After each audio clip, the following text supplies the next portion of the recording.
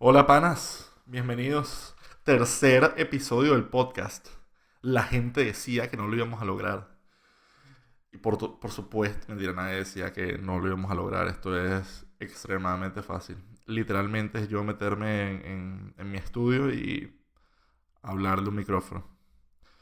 Bueno, primero que nada, antes de empezar, un gran abrazo a todos mis patrons. Gracias. Gracias a ustedes es posible que yo haga esta mierda. Y hoy vamos a hablar de Black Panther. Porque vi la película. Vi la película, fui al cine. Fui al cine con un pana y su mamá. Super cuchi la, la proyección. Bueno, nada, lo primero que quiero decir es que es una buena película. Me divertí. Lo segundo que quiero decir es que tiene un buen ritmo. Y lo tercero que quiero decir es que es súper predecible. Si has visto que sí, cuatro películas en tu vida, vas a poder predecir esta película. Cualquier persona que haya entrado al cine a ver películas de Marvel va a saber qué va a pasar en cada uno de los puntos. Eso no quita que sea súper entretenida. La acción es un poco diferente, pero también resulta bastante familiar. Toda la realización y todo el escenario, hay personajes que vuelven y hay varios villanos, varias gente que coopera y tiene un soundtrack muy muy bueno. Así todo tribal. Y hay un momento que me pareció terrible, que es, hacen un meme de What are those? El de los zapatos que le hicieron a Michael Jordan. Si no saben de qué coño estoy hablando, está bien porque ese meme tampoco es que lo conoce todo el fucking planeta, pero eh, a lo que voy es que hay muy poco humor. Eso yo creo que es algo que viene, se diferencia muchísimo del resto de las películas que ha venido haciendo Marvel. Hay muy poco humor. Creo que incluso cuando tratan de ser graciosos es terrible y súper incómodo porque los chistes son malísimos, no tiene nada que ver con los actores, que los actores son geniales. O sea, Chadwick Boseman como Black Panther, T'Challa, es muy entrañable. Sientes demasiada simpatía con el personaje, con lo que le pasa.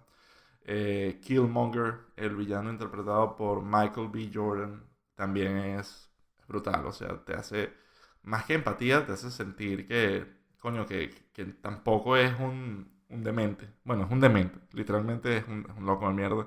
Pero no sé, hay como que muchos personajes que te hacen, bueno, quererlo, quererlo. Y muy buenos actores.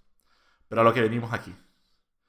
Toda la película trata de... Se menciona muchísimo el tema de país del tercer mundo, porque todo se desenvuelve en una parte en Estados Unidos, otra parte en Corea, pero el Black Panther es el rey, el monarca de Wakanda. Y Wakanda es un país que está aislado completamente del mundo, con, porque queda en el medio de una selva y encima tienen una tecnología súper avanzada porque Wakanda se encuentra sobre las reservas de vibranium más grandes del mundo. Vibranium es este metal que existe en el universo Marvel, que es con el que está hecho el escudo de Capitán América y lo mencionan en varios puntos, pero es el metal más fuerte del universo conocido. Y en esta película hace una suerte de metáfora de lo que es el petróleo, el oro, las perlas en países del tercer mundo, ya sea Latinoamérica, sea África, principalmente África, porque esto transcurre en África y es sin duda una crítica al colonialismo. Es como que Wakanda nunca fue conquistado ni se dejó dar a ver al mundo y debido a que ellos tenían este super recurso pudieron avanzar tecnológicamente a pasos agigantados. Y esto tiene un nombre que es afrofuturismo, le llaman, y significa que, bueno, que sin intervención de colonias extranjeras o de intereses externos, el país pudo desarrollarse al máximo. En el caso aquí el máximo es eso, eh, trenes de alta velocidad, aviones que vuelan con una tecnología electromagnética producto del vibranium, también tienen como que unas supercomputadoras e interfaces en 3D que vienen de la manipulación del metal. En fin, es toda esta metáfora de que este país, si no los dejan, esta cultura, si tú no molestas una cultura, pues puede progresar libremente, lo cual no es así. No es así porque las culturas tienen diferentes velocidades de desarrollo y eso es una de las grandes razones por las expansiones e imperios del mundo. Incluso lo ves en Latinoamérica, tanto los aztecas como los mayas consumieron y atacaron y conquistaron otras tribus cercanas que no eran tan avanzados como ellos. Y aquí en Europa, pues más de lo mismo. El que tiene la ventaja tecnológica posiblemente tenga la guerra hasta cierto punto ganada. Entonces esto es gran parte de la temática de que es considerado como un país del tercer mundo, pero en realidad no lo es. Es como un Eldorado. De hecho, se hace alusión a ese mito que existía en Latinoamérica.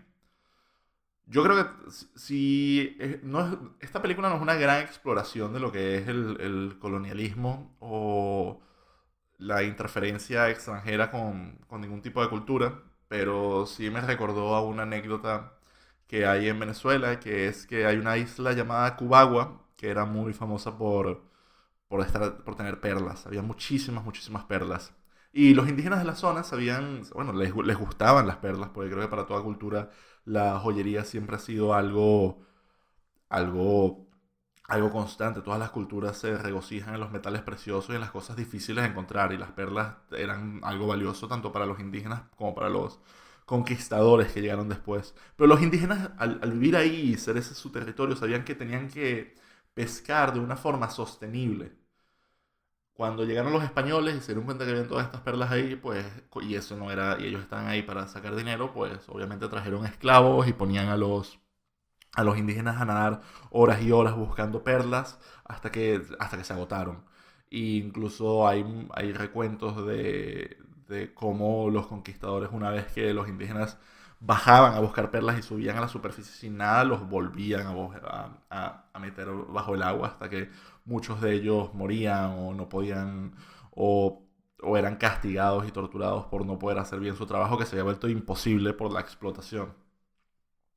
Y creo que eso es un poco lo que se trata de lo que trata de explicar Wakanda. Wakanda a nivel general no se muestra como una cultura bastante diferente. Es como, es eso, es afrofuturista. Entras y ves que a pesar de que están todos estos elementos de altísima tecnología, todas las parecen, pues la arquitectura es muy de aldeas, la gente está vestida acorde a lo que es la cultura africana y acorde a lo que es, bueno, vivir en un espacio de bosque húmedo, de jungla húmeda, como se representa en el mundo occidental siempre a los países africanos. Y hay un tema muy fuerte de isolacionismo.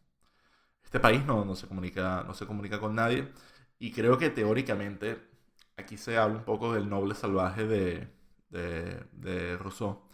Rousseau decía que el ser humano era corrompido por la sociedad, que nosotros naturalmente éramos nobles y buenos, que era solo cuando crecíamos e interactuábamos con el mundo que, bueno, que nos corrompíamos y que nos volvíamos unos hijos de puta.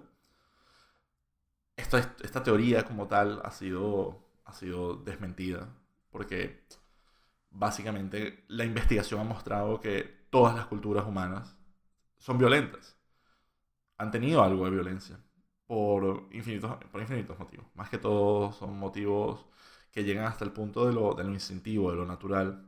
Y su argumento siempre tenía como que una base en cuanto a los chimpancés. Porque durante muchísimo tiempo los humanos veíamos a los chimpancés como humanos puros, no como humanos, porque siempre estaba como que esa barrera religiosa que no permitía que nadie se comparara con animales, pero sí sentíamos que había algo en ellos que era natural y bueno, y se veían como seres pasivos, que si no los molestaban no jodían a nadie. Y luego vino Goodwell, que no es la de la película de Sigourney Weaver de Gorilas en la niebla, sino una investigadora que hizo algo muy similar, pero lo hizo con chimpancés. Y ella convivió con chimpancés, día y noche. Y descubrió cosas muy oscuras de cómo se comportan los chimpancés. cosas como asesinatos, genocidios, eh, como básicamente cuando peleaban con contra otras tribus de chimpancés eran increíblemente implacables y hasta cierto punto sádicos. O sea, los recuentos que ella pone era que los chimpancés eran dentro de su naturalidad, eran capaces de ejercer muchísima violencia, porque son súper fuertes, son casi que 2 veces más fuertes que que un hombre adulto. Dentro de esa inocencia que nosotros creíamos que existía, pues también había un desconocimiento total de lo que son los límites de la violencia. Y ella tiene recuentos horribles de chimpancés arrancando de la cara a otros chimpancés, descuartizándolos, eh, atacando en masa a chimpancés que estuvieran solos o perdidos lejos de sus tribus, habían luchas territoriales muy, muy fuertes. En general, el punto es que el ser humano por naturaleza no tiene nada de pacífico. O sea, si a eso vamos, y eso lo haremos un poco más tarde, lo pacífico no es, lo normal no es la paz, lo normal es el conflicto, lo normal es la lucha, lo normal es el ciclo de poderes, la rueda de poder, de quién está arriba en este momento y quién está abajo. Y eso siempre lo escuchamos cuando hablamos de Latinoamérica. Y siempre la gente, yo escucho muchísimo hablar a la gente del libro este de Las venas abiertas de América Latina y cómo pareciera que somos un continente roto, una colonia eterna, que nunca nos dejaron prosperar. Y hay una, hay, hay una reflexión que yo quiero hacer al respecto y es que casi todos los países han sido colonias y han tenido que salir adelante de cosas muy, muy oscuras. Corea tuvo una ocupación salvaje de Japón durante la Segunda Guerra Mundial. China pasó a través de una guerra civil impresionante. Estados Unidos fue una colonia británica. Incluso los españoles perdieron la mitad de su país a manos de los árabes. Y no es, eso no es razón para que tratemos a los otros países con condescendencias. Los países yo creo que siempre tienen problemas de fondo muy heavy que empiezan dentro del país, por más que la intervención extranjera esté. Tienen que haber muchas cosas en pie para que un país se derrumbe solo por intervención extranjera, a menos que sea obviamente una invasión. Pero yo nunca he sido muy fanático de esa teoría que los países que son pobres porque hay una super conspiración alrededor, son pobres porque producir riquezas es muy jodido. Y muchas veces para producir riquezas tienes que darle libertades a los ciudadanos que muchísimos sistemas de gobierno no pensaron que eran positivas hasta el último siglo. Pero bueno, volviendo a Black Panther. Black Panther es eso, es como la utopía del isolacionismo. Es un país donde ellos están súper bien y a su alrededor vive un continente que obviamente está sumido en conflictos para arriba y para abajo y ellos deciden no participar. En particular, eso se contrapone con el antagonista, Killmonger, protagonizado por Michael B. Jordan, que es una especie de reflejo de estos movimientos Black Lives Matter o es una especie de activista radical de los derechos civiles. Su plan es volverse rey de Wakanda porque, bueno, no voy a spoilear la política, pero básicamente es volverse rey de Wakanda y utilizar las armas que tiene Wakanda, no para defender a Wakanda, que es para lo que han servido las armas hasta ahorita, sino para armar a los pueblos oprimidos a lo largo del mundo y y generar una revolución a escala universal. El personaje de Killmonger, si bien está matizado con este contexto actual de eh, de la izquierda norteamericana y está matizado con todos estos argumentos que de vez en cuando potencian grupos como Black Lives Matter o otros grupos de derechos civiles, tiene un, tiene un mecanismo bastante violento, que es, bueno, vamos a repartir armas, ¿no? Ahí no se pone mucho más violento que eso. Y esta juxtaposición de los argumentos de Killmonger y el isolacionismo de Black Panther, de T'Challa, me recuerda un poco a lo que hoy en día, ya posterior, está la comparación entre Malcolm X y Martin Luther King. Ellos eran dos de los precursores incluso de los derechos civiles de los negros en Estados Unidos. Y Malcolm X era hasta cierto punto separatista. Él creía en una nación de negros. Creía que los negros estadounidenses eran superiores a los blancos, que eran una raza superior y que ya habían pasado obviamente por suficiente opresión y que era un momento de liberarse de forma violenta. Lo cual, viéndose atrás, no es una posición tan radical, porque estamos hablando de un país donde esta gente literalmente tenía menos derechos solamente por ser negros. Y donde había instituciones como el Ku Klux Klan que estaban prosperando, que no eran ni siquiera mal vistas, eran simplemente como pertenecer al club de política, un partido político. Y por el otro lado estaba Martin Luther King, que tenía un mensaje muchísimo más liberal y de conciliación. Y su expectativa era que, bueno, que todos fuéramos iguales. Y de ahí su discurso I have a dream. Obviamente la textura con la que estos discursos existían en esa época no es la de hoy. No es un mundo donde, si bien todavía existen muchísimos prejuicios, no es un mundo donde la ley, al menos en muchísimos países occidentales, donde no hacen espacios para una raza o para otra. Y creo que de alguna manera esa es la moraleja a la que trata de llegar la película. La película no da... Yo aquí estoy hablando muchísima paja de qué es lo que yo creo que está detrás de la película y de dónde viene y cómo salieron estas ideas. Pero la película es una película de Marvel. No crean ni por un segundo que ustedes van a salir de ahí y decir, wow, que tengo que ir a pensar. Tengo que ir a pensar. No hay nada que pensar. Esta película cierra de una forma súper lógica. Que, spoilers, obviamente.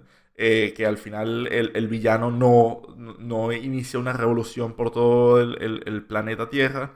Y tampoco Wakanda se mantiene escondido del mundo con todas sus super tecnologías. Termina con los países tienen que compartir sus fortalezas con los países más débiles para que ambos crezcan juntos. Ya, o sea, no es que Wakanda resuelve el problema de los refugiados, porque no tiene refugiados, la gente ni siquiera sabe que existe. No es que resuelve el problema de la de las luchas del conflicto racial, porque es un etnoestado, o sea, todo el mundo que está en Wakanda es wakandés. O sea, Wakanda es como Dubai sin hoteles. Es como Dubai sin hoteles y ya, o sea, no hay mejor manera de explicarlo. Es Dubai sin hoteles.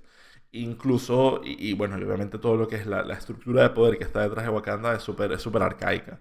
Para escoger un rey, el rey tiene que ser un rey guerrero y se enfrenta como que a los... O sea, se muere el rey, viene el hijo de ese rey y a las otras tribus les dice que si alguno quiere poner a un challenger para entrarse a coñazos hasta la muerte o hasta la rendición con él, y si gana, pues sigue siendo el rey, si no, hay un cambio de rey. Todo apunta a que la tribu de T'Challa siempre ha sido la tribu victoriosa y tiene una tradición brutal de ser Black Panthers. Volviendo al punto, no hay mayor... Esta película causó un revuelo brutal en las redes sociales porque todo el mundo hablaba de la primera película de un héroe negro, que no lo era, con heroínas negras, que tampoco era el caso, pero sí es la primera vez que Marvel en esta seguidilla de blockbusters decía hacer una película de calidad con un equipo técnico mayormente afroamericano y con, bueno, todos sus protagonistas, un cast diverso de gente, bueno, gente negra. Y le salió muy bien. Es una película que es súper divertida, pero para toda la polémica que hay en Twitter, esta película es no tiene nada que ver. O sea, por encima de esa capa política que se le da en Twitter y los análisis que podemos hacer gente como yo al respecto, es una película que está bien. El mensaje es natural. Es uno de estos mensajes que te dejan todas estas películas de Marvel como, coño, apoderarte del mundo está mal. Vender armas a terroristas está mal. Y así vamos. Así que si estás buscando controversia, indignación, get triggered por esta película, no va a pasar.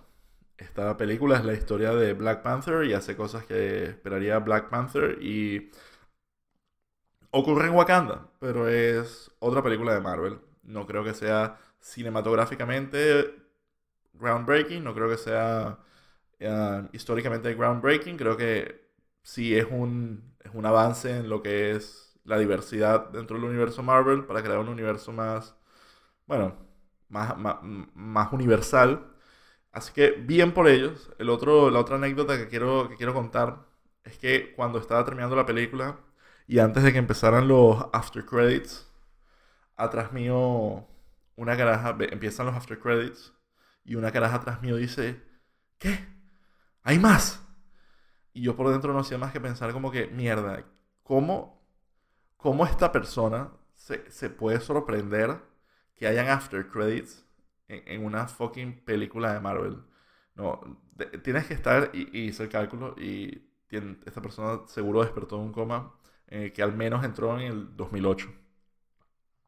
Y sí, los after credits, esa es una otra anécdota ya no hablando ni de política ni de nada. Los after credits de Marvel están decayendo a un nivel brutal. O sea, el after credits de esta película era que si Bucky, que ya de por sí es como mierda, que B-lister del universo Marvel tienes que ser para estar hablando del pana del Capitán América, Bucky saliendo de una choza y viendo una laguna. Es como, brother, ¿a quién le importa? Esto no genera ningún tipo de expectativa, no genera ningún tipo, o sea, nada. Es como esto es un tweet. Esto es un tweet que hizo un amigo del Capitán América y lo estamos mostrando al final de la película. Aquí, viendo hacia la laguna. Y eso, bueno, quiero usar eso como pie para dar mi crítica más global al universo de Marvel. El universo de Marvel no tiene... Yo puede que haga muchos videos al respecto de estos personajes y utilice y hable constantemente de quiénes son, de su compás político y de... Pero yo creo que la capa a la que yo voy cuando trato de analizarlos es qué estaba pasando por la mente de esta gente cuando escribió a estos personajes y sus conflictos. Pero tanto los conflictos como todo lo que está pasando en el universo es tan poco interesante y tan predecible y tan todo... Es muy divertido, es muy divertido y es interesante y saben hacer el marketing correcto para que tú tengas cierta expectativa, pero cuando lo cuentas, o sea, cuando cuentas qué fue lo que pasó en Avengers 1 o en Avengers 2, es, es tan superficial, es literalmente, llegaron unos aliens y se cayeron a coñazo. Es impresionante, o sea, es impresionante cómo se han logrado vender algo que es tan plano, pero que nos encanta tanto. Es verdaderamente posiblemente la máxima expresión de cine comercial que existe. Han hecho como 20 películas, las hemos visto todas, o al menos sentimos que tenemos que verlas todas. Las siguen sacando y las seguimos viendo y se siente ya casi como una serie. Hasta el punto que yo creo que hay series ahorita en televisión que hacen preguntas muchísimo más interesantes y hacen propuestas muchísimo más interesantes que cualquier cosa que saque Marvel. Thor, la producción previa a Black Panther fue súper refrescante porque escapaba de todo y era interesante. Era diferente. Pasaban cosas muy entretenidas y yo creo que Black Panther, dentro de lo bien hecha que está y el buen ritmo que tiene y todo lo demás, es solo una película de Marvel.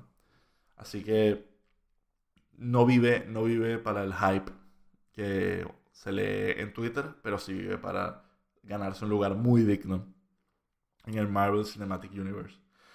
Y bueno, una vez más, muchísimas gracias por escuchar este episodio. Ya llegamos al final del podcast y sin más, hasta la semana que viene. Si quieren que hable de algún tema en particular o quieren que explore algo en particular, recuerden que pueden mandarme un tweet o escribirme directamente en @spcompas. Y nada, hasta la próxima, amigos.